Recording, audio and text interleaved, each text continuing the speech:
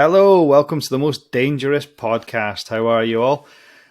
So you can probably see, for those watching our video podcast and those that aren't watching should be, James isn't with us tonight. We have a special guest that we've managed to beam up to help us do our podcast this week. Our good friend Tyler. You'll recognise him from an episode a few weeks ago. How are you, Tyler? I'm very well, Fraser. I'm very well. How are you? Yeah, I'm not too bad. I've had a nice enough week, actually. Yeah, sun shining. I've not worked a lot. Makes a change in the UK, doesn't it? Yeah, that steroid injection in my bum still helping. So, yeah, feeling not too bad. So, how about yourself? How's your week been? I haven't had an injection in the bum, unfortunately. Oh. You look like you've had a few. So no, I've been good. I've been good. Been in work all this week. Been enjoying the sunshine. I have a 10K race. It's not really a race when I enter it. But I have a 10K run on Yeah. Sunday. So it's the Newport Marathon. So there's about 10,000 people descending on Newport on Wicked. Sunday. And what is it you're doing? Handing the medals out at the end? Just keeping all the medals to myself, just so I could take Instagram photos. So I'm going to be doing a 10K on Sunday. You're running a 10K? I am running a 10K. Wow, fair play to you. I couldn't run from here to the other end of this room, to be honest. Well, and that's nothing to do with the arthritis. That is just, I couldn't do it. I'm so unfit. Well, I used to believe that you should only be running if you're being chased, but yeah, true, here I am. No, I think it's an achievement. There was a time where I did get fit, and I'm in the process of getting fit. I've talked about it in the podcast. I've started swimming and stuff like that because the doctor basically said to me, you can go one of two ways. You can get to 60 with this condition and be in a wheelchair and be completely fucked and all crooked and stuff. Or you could get to 60 and still be kind of where you are just now by staving it off, by getting fit, medication, eating healthy. So I am making an effort because, not for me, for my kids, It's not fair play to you. So, but yeah, 10K, wow, that's brilliant. Well done. I know. Yeah, thank you. It's my, it's one of four. For some reason, I thought one's not enough. I'm going to do four. Yeah? Surely not the same day. It's not even in the same year, to be honest. It's over the course of a decade. Who was it? Was it Eddie Izzard? Or what is he? Susie Izzard now, isn't he? Susie Izzard, when she was Eddie Izzard, they did that mental thing where it's like 26 marathons in 30 days or something. Yeah, so there was also a guy called, hopefully I get his name right, the Ginger Geezer, who run the border of South Africa. So he literally had to do a marathon every single day to get to where he was going. I mean, he could have just caught a cab or an Uber, but yeah, I don't know, in South Africa. Ginger Geezer. Oh no, was it Ginger Geezer? Hardest Geezer, sorry. The what, sorry? Hardest Geezer. Hardest. I'm hoping I'm getting this right now. They're just the hardest in what, South Africa? Or no, he's actually British. British. So who's hard in Britain? We're talking like a Ross Kemp or who's the other guy from EastEnders? Phil Mitchell? No. That was Ross Kemp, wasn't it? No, that wasn't. That was... Grant Mitchell. Was Grant Mitchell. Yeah.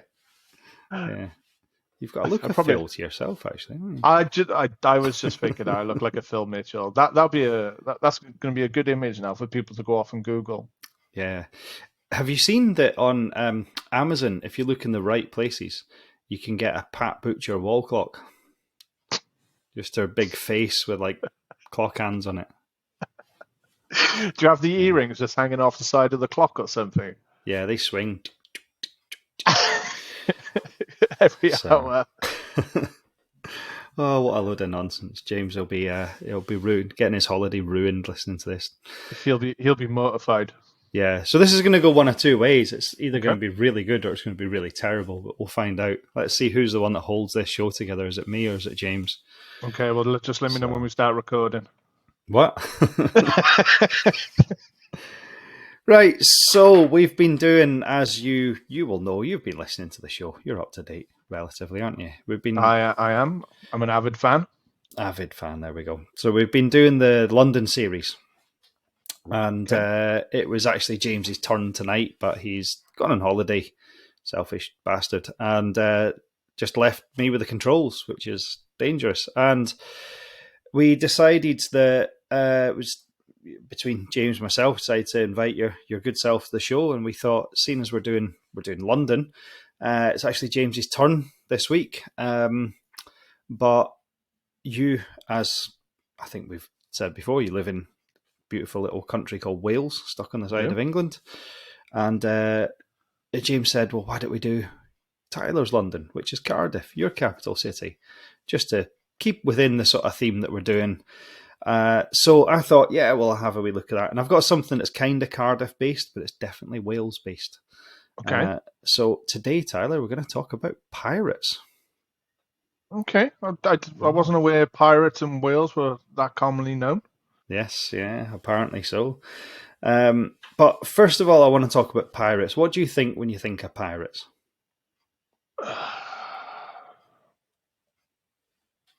Well, Pirates of the Caribbean, swashbuckling, the old skull and crossbones, buried treasure.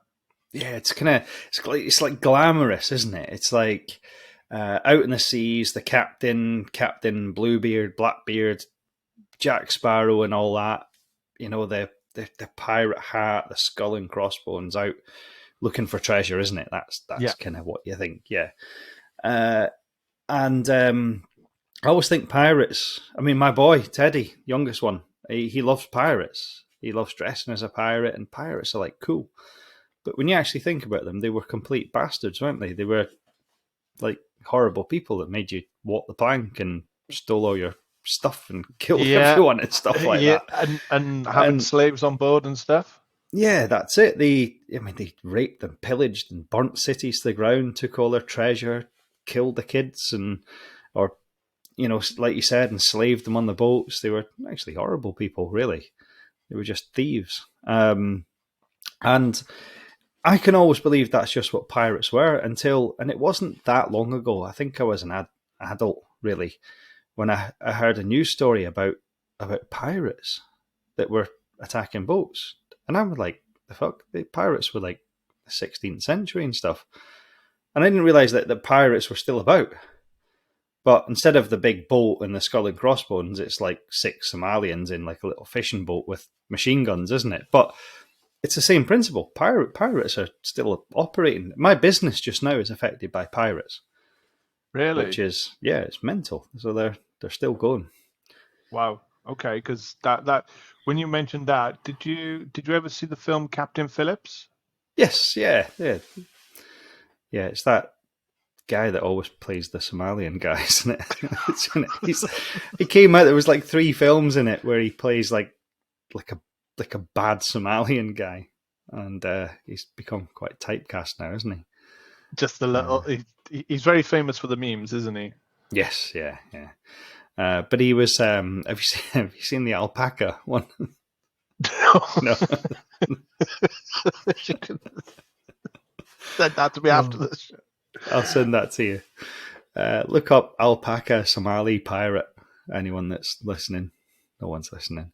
But yeah, so pirates are still about, and they're probably not glamorous at all nowadays. But what really blew me away was when I was looking for stories based around Cardiff and South Wales and sort of dark stories of murder and mystery. I discovered that there were Welsh pirates. Did you know that? I generally did not, actually. Yeah. I really didn't. So I'm interested to hear tonight's story. So Tyler, in the 16th to 18th centuries, the South Wales coast was a gateway to the world. Cardiff, Newport and Swansea were emerging as key ports in Britain's maritime economy. Ships passed through the Bristol Channel loaded with sugar, tea, cloth, copper, slaves and silver. And for those willing to operate outside the law, it was a land of opportunity. Piracy wasn't just tolerated, it was often quietly supported. Local economies benefited from cheap stolen goods. In some cases, local officials, merchants and shipwrights turned a blind eye. If the goods were flowing and the money was good, morality could wait.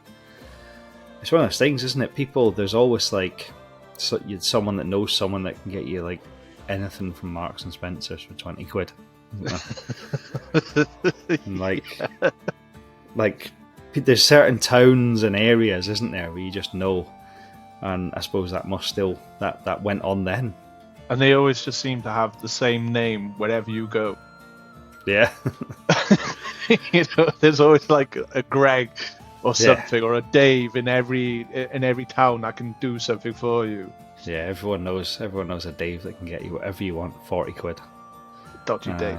So the jagged Welsh coastline with its countless caves and coves made it easy to hide. Smugglers and pirates used places like Sully Island and Porthcawl and Pembrokeshire to stash goods, refit ships and disappear into the fog. So it is, I've been down a lot of the Welsh coastline. It is just full of little caves and bays and stuff like that, so yeah, you can imagine. I never thought of Wales as a shipping place, to be honest. When you think of Britain's like ship routes, you think there's obviously the south, there's Portsmouth and Southampton. Glasgow, they built a lot of the ships, and Liverpool. Yeah. So Glasgow's got a big Indian culture because all the spices came into Glasgow. And the likes of Manchester, a lot of the Manchester's textiles, isn't it?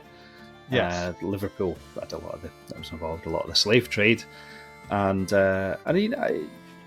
Wales doesn't really cross my mind as a place that was big in ship trading, because when I think about Britain, it seems like an awkward place to get to. So hasn't it kind of got Ireland in the way, and not South Wales, I suppose. I mean, I think to be honest, I think Wales did have like a big shipping industry, but we were heavily reliant on like the industrial area, coal mines and stuff like that. And of course, just when the industrial area, stopped, there was nothing left for Wales to export, and the shipping lanes and all that just went. See, when I think of Wales, and I mean this in all seriousness, you think of sheep, so you think of the wool and sheep and lamb trade, Welsh lamb, and you think of slate mining, coal mining. That's the main things. I didn't realise it was involved in the big shipyards, spices and stuff coming in, but it wasn't about then anyway. So pirates in Wales, bloody deeds on the high seas. So the romantic image of pirates, we talked about this, often leaves out the reality of what they did. Piracy wasn't just theft, it was brutal, violent and often sadistic. Welsh pirates, like many other contemporaries, used terror as a tactic. Captured ships were often given a choice, surrender or die. But surrender didn't always guarantee safety. Crews who resisted or were simply unlucky might be tortured for information about hidden cargo or secret compartments. Imagine being tortured. Imagine there's not a secret compartment when you're being tortured. Where is it? There isn't one. And no matter what you do, you just can't give an answer. I've always been and I don't mean that I'm a coward, but I would never risk my life for my car or my wallet or my phone or anything. If someone stops me with a knife, just fucking, there you go. Take it all, So if I was captain of a ship, I'd be useless. I'd be like, the secret compartment's there. There's the fucking key. There you go. Don't torture me. But yeah, it's like that's my biggest fear, is being tortured for something that I don't know the answer to. I don't know. You're not a parent. You do that with kids sometimes, and you can like get to the point where you think, I think they might be telling the truth. Like the room's empty, you've even peeled the wallpaper off, and you're going, they're sticking to their word. Shit, what if they're actually telling the truth? So what do you do then? Do you double down or do you backtrack? I'd let Laura deal with it. I'd go and cut the grass, something like that. So one common practice. Wait till you hear this. I read this a couple of nights ago when I thoroughly researched this subject. A common practice was called keel hauling, dragging prisoners under the ship's hull, hull. With ropes, barnacles shredded your flesh, and very few survived. So they tie like one rope to one end of you and another rope to the other, and they would like scour you under the boat, shredding you with all the barnacles and stuff like that. I mean, that is probably like the one time you wish you would drown. Yeah. I mean, it depends how big the boat is. I suppose you probably would drown at some stage. It's pretty sadistic. I know. In other cases, pirates used fire. There's a particularly grim account of a Welsh-led pirate crew off the coast of West Africa. After boarding a ship and demanding its treasure, the captured sailors refused to reveal its location. The pirates set the entire ship alight, with the crew still locked in the hold. Gutted. Imagine burning to death in the middle of the sea. It's something. It's like one of those ironies, isn't it? Like, you could be in a boat in the middle of the Pacific Ocean and die of thirst. Yeah. Because you can't drink the water. Mm. You know? It's like burning alive in the middle of the sea. I talked to Jimmy about this. I think I mentioned it in a podcast. Did you ever read the story of he was an African sailor. He's from somewhere in Africa. And his boat sank, but he was in like an air pocket. And he survived for days. He survived, yeah. The little he was He was like Kenyan or Nigerian or something. He was a chef. Yeah, that was it. Yeah, and he was having a poo. He was like in the toilet, like he was in the toilet having a turnout, and the boat sank and it went upside down, and like the cubicle or the toilet, like there was like an air pocket that he survived in for days. Well, the air pocket wasn't the toilet, was it? I don't know. Imagine he's there for like 3 days. 3 days, just like his head out the water and this lion bar floating about him. Sweet log. So here's actually a useless bit of trivia on that guy. He is now a certified professional deep sea diver. Yeah. After that accident. What, because he spent so long under the sea? Yeah. Wow. It's amazing. I bet he doesn't do it very often, though. Only when he needs the toilet. PTSD, yeah.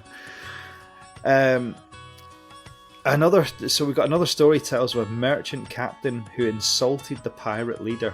It's probably a stupid thing to do. The pirates executed in front of his crew, then forced surviving sailors to drink seawater until they went mad or died. So you mentioned it before, even when the pirates spared the crews, they often enslaved them, forced them into service aboard pirate vessels, or selling them into slavery at the next port. It's important to remember that pirates weren't rebels fighting a noble cause. They were often desperate men making brutal choices in lawless waters, and some, like Bartholomew Roberts, who we're going to talk about, were disturbingly effective at it. I've recently converted to. I've started trying to become a Buddhist. I think I've mentioned this to you. Yep. And something I was reading that's really interesting is that you always judge people on them just being like a prick, like someone aggressively driving around you, and the teachings are always you've got to try and think about what's going on in their life that's making them be like that. Okay. So when someone's done a horrible thing or something like that, you've got to try and understand, well, at some point in their life they haven't just chosen to be bad, something's happened to them. And that film, that Captain Phillips, and there was another Somali pirate film that I watched, basically shows to you that what these guys are doing is terrible, but they're doing it because they're living in these villages and all their families are starving to death and they've got no money and they've got no quality of life or anything. So that's a way that they can go out and bring money home, bring food home and stuff like that. And that's basically what this is saying, that you know, people were doing this because there was a lot of poverty around, and that's why a lot of the people probably in Wales and other places were turning a blind eye to it, because they were bringing sugar home a bit cheaper and stuff like that. So yeah, but not this guy that we're going to talk about. Have you ever heard of a chap called Bartholomew Roberts? I have not, no. He was the pirate king from Pembrokeshire. Okay. Definitely, there isn't like a statue of him. Have you been to Pembroke? James was born in Pembrokeshire. Was he? So, yeah. Not that he would I did not know that. Okay, well, I've been to Pembroke a few times. I don't think there's a statue of this guy somehow. So Pembroke's from Cardiff. It's up the border, isn't it? Is it in that? No, so... That's Herefordshire that's in England on the border. Yeah. So where's Pembroke? Pembrokeshire is West Wales. Is literally the end of the M4, end of any proper road. Right. So like southwest, like yes. Cardiff, Swansea, and then Pembroke. And then Pembroke. Right. Okay. So yeah, for our American listeners, go on Google Maps. So yeah, Bartholomew Roberts, the pirate king from Pembrokeshire, and I've googled this several times. This is real. This is a real pirate king from Wales. Couldn't believe it. So born John Roberts in 1682 in Casnewid, Bach, Pembrokeshire. Yeah, I'm familiar with that. Yeah, if I said that. Can you say that again, just to make sure?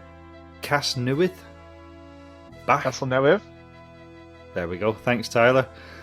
In Pembrokeshire, this Welshman would go on to become the most successful pirate of the so-called Golden Age of piracy. He didn't start as a pirate. Roberts, no one's born as a pirate, are they? You know. No, and I'm kind of curious what is deemed a successful pirate, I suppose. Well, it's how many doubloons you've got, I suppose, isn't it? Well, this is, it's kind of. Not to take away anything from your story, but it's kind of counterproductive to be a pirate because you steal all the gold and then you go off and fucking bury it. Yeah. I was watching a squirrel burying its nuts one kind of like autumn, and I was like, there's no fucking way I'll remember where they all are. No. But apparently they do. And but so pirates would bury their treasure. What I don't get is, what do they want the treasure for? Because they don't then go and buy a big house in the Cotswolds with it or anything. It's not like, right, I need 1 million doubloons so I can retire. It's just like, we want all this gold. But they just live on a boat and go around pirating, making people walk the plank. And then go off and steal another big boat. I'm going to make you walk the plank now. You know, like... But, like... What's it? What have they got the treasure for? And then they go and bury it. And like you said, and if you want to keep your treasure secret, don't draw a fucking map to where it is and put it in the back of a menu in a restaurant. It's just stupid. I mean, again, this is why I'm kind of curious what makes a successful pirate, because if you look at pirates, I mean, it's not exactly a long-term career. Everybody's out to get you. Yeah. Anybody you meet, you're out to get them. You steal the treasures to hide the treasure, and to your point, that you don't go off and you don't actually go off and spend it, like, you know. Pirating has to be the worst career.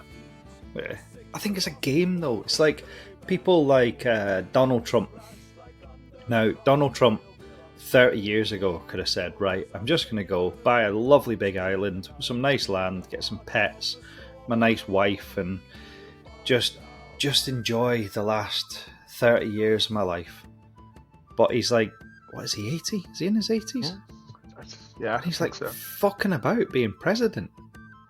It's like he must be working like, I don't know, 18 hours a day or something. So there's something in him that's his pleasure. He would rather be doing that than sitting on a beautiful island somewhere in the sunshine just chilling out.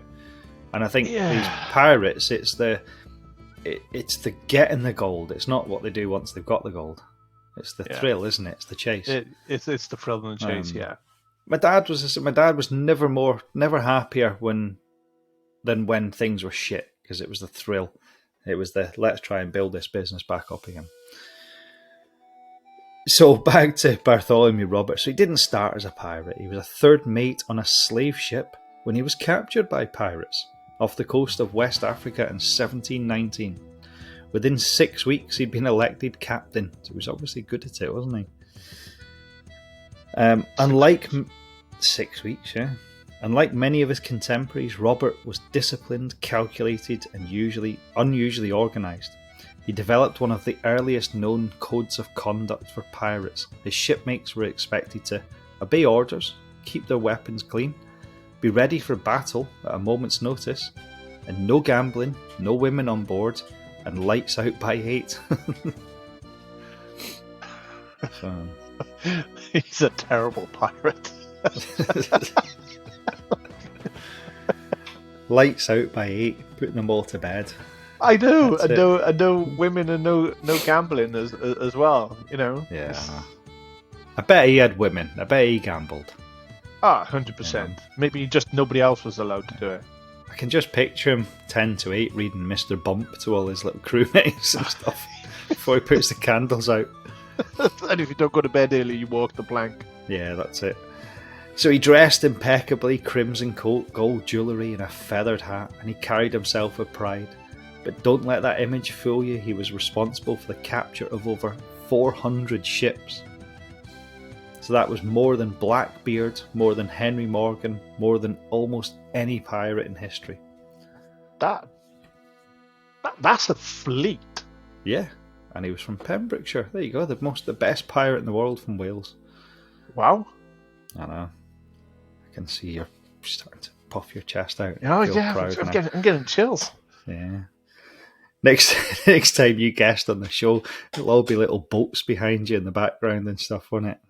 Yeah, I'm gonna try and find all the. Wall. Yeah, listen, I'm gonna collect all 400. Yeah.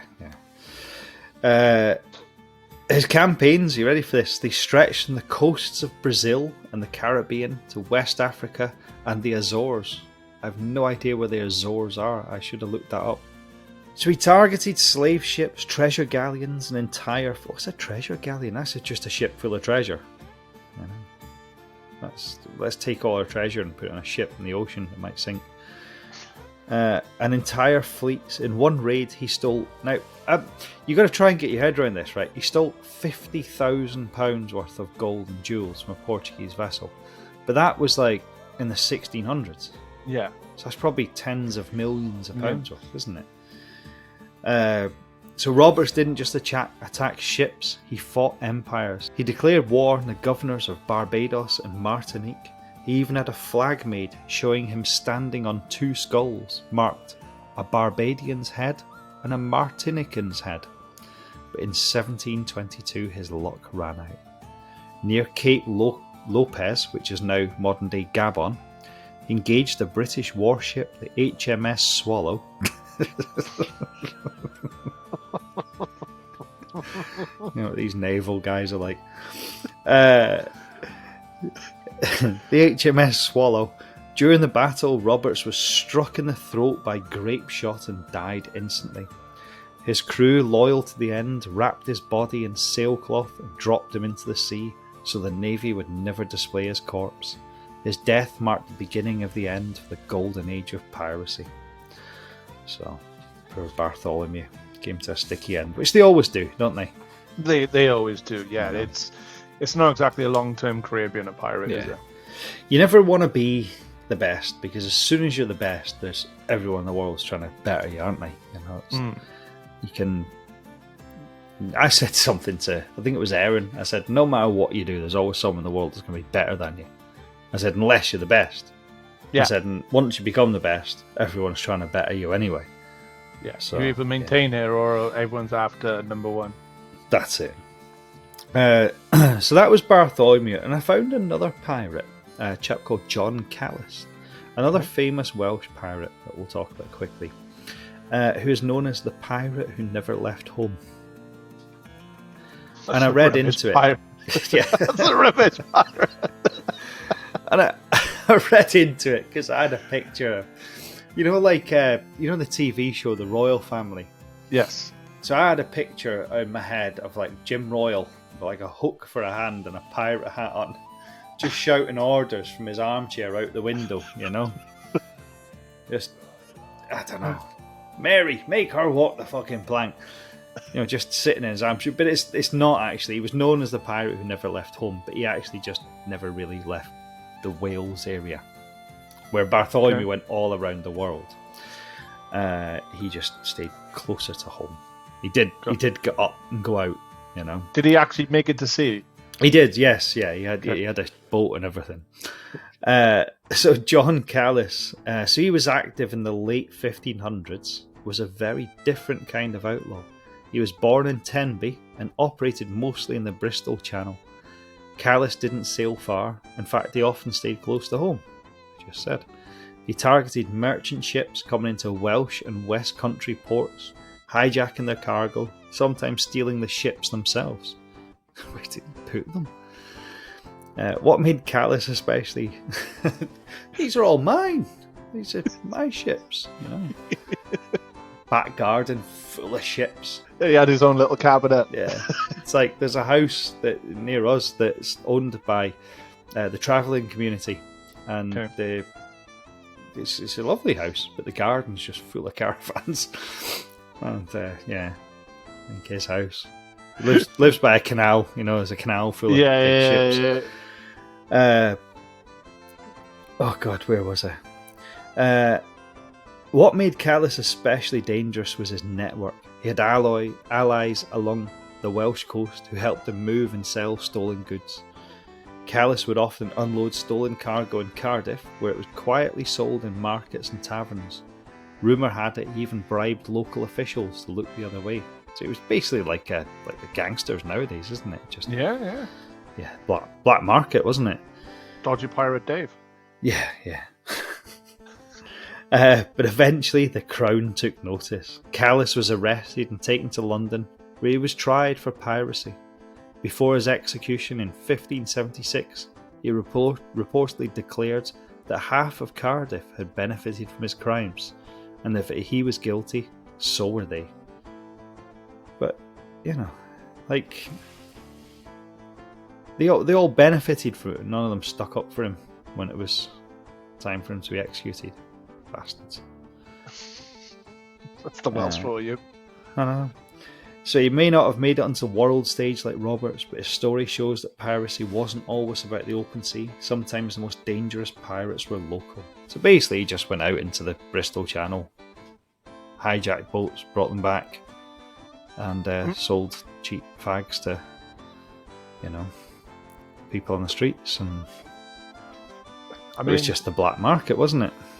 Well, and also sounds like a bit of a Robin Hood of the pirates environment, you know, to say half of Cardiff, you know, benefited from it. Yeah. But it's just the way the world goes round, isn't it? People living in the sort of poorer parts of the community, they always know someone that can get them something, don't they? Yeah. It's, you know, and that must have got on back then, and I think if you're living on the poverty line and sugar costs £1 a bag and someone can get you it for 50p a bag, but you know they're stealing it, it's like that moral dilemma, isn't it? It's, I want the cheap sugar because I'm skint, so I'm not really going to grass them up.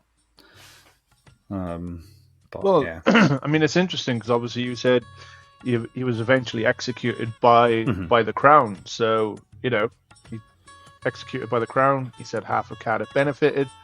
So he probably was just selling stuff. None of that was going back into the government. So yeah, I mean, he sounds more like a kind of. He doesn't sound like a brutal pirate like Bartholomew. I think Bartholomew was doing it for power and self. You know, to put himself out there and say, "I'm going to be the best pirate." And this guy was just nicking stuff to sell cheap on the black market, wasn't he? A little bit different, you know. So that's the two famous Welsh pirates that I wanted to talk about. So we talked about Bartholomew and John Callis. John Callis obviously stayed at home, but Bartholomew got around the world. And there's records to show that Welsh pirates turned up literally all around the world, from the Bristol Channel, which Callis, who didn't like to roam, operated, all the way to West Africa, the Caribbean, the Atlantic Islands, the Cape Verde, places like that, South America, literally all around the world had Welsh pirates. I mean, so that's my like little. I said, He had 400 ships at one point. I know, it's crazy, isn't it? That's a fleet of ships. That's not like a little collection. But why don't we know about him? We know about Blackbeard. We know about all these pirates. Is it because it's not glamorous? Because, like, you think about the Caribbean. Obviously, Pirates of the Caribbean is the famous film. And then you've got the pirates that operated in the Mediterranean. And then the pirates that were in Africa. But when you imagine a movie with, like, a pirate ship sailing off the coast of Anglesey with a load of school kids in their pajamas trying to get bricks off the sea floor and stuff like that. It's just not as glamorous, is it? Well, I think it's also not as glamorous. There's Blackbeard and there's Bartholomew. Yeah. maybe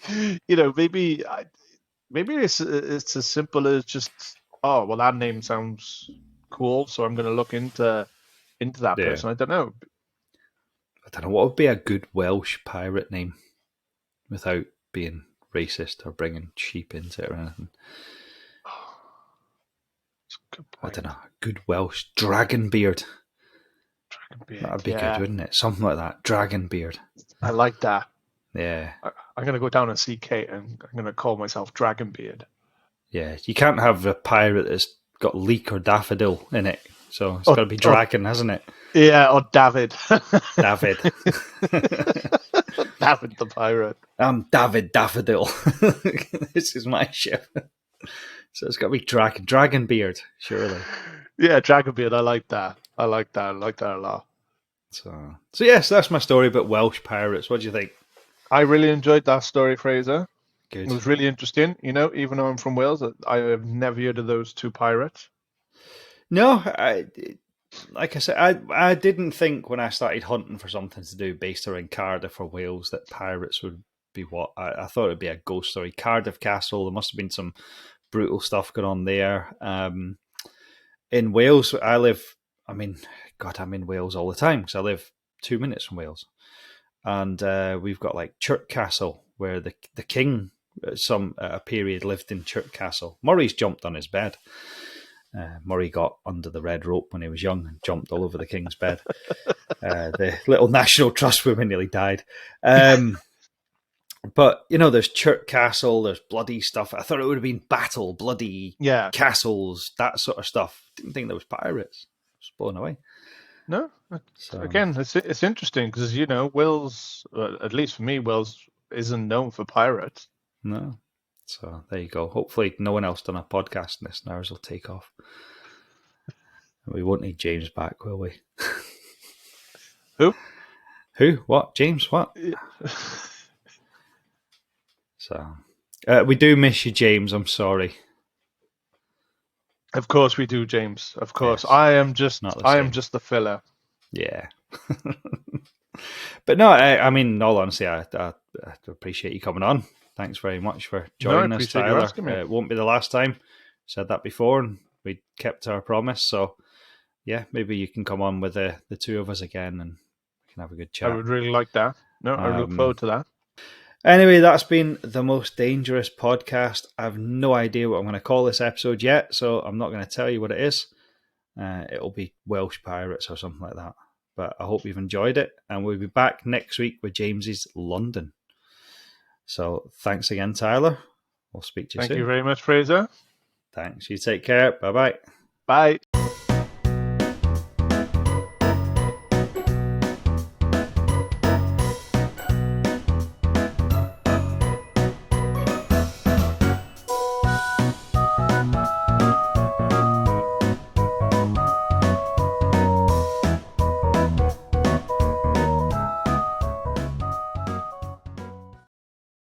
Yeah. I mean, you're more into ships that are in the sky, aren't you? All your little toys behind you, spacecrafts and stuff like that. 2 references, 10 minutes in. I know. Sorry, they're not toys. What are they? Ornaments, collectibles, something like that?